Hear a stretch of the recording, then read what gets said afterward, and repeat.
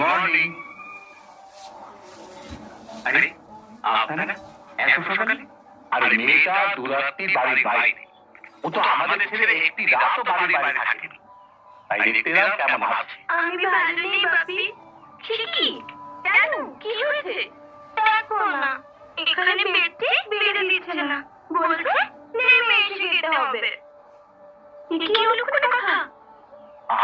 ওর মুখে সব শিখিয়ে পড়িয়ে নাও। ও জানবে কি করে তোমার পছন্দ অপছন্দটা কি? ওর পছন্দ অপছন্দ জানবার দরকার আমার নেই। ওকে বরং জেনে নিতে বলুন আমি কোনটা পছন্দ করি, কোনটা করি না। চুলে বাপি চুলে। বলুন, তোমাকে তো আমি বুদ্ধিমান ভেবেছিলাম। আমার বোকামি দেখলেন?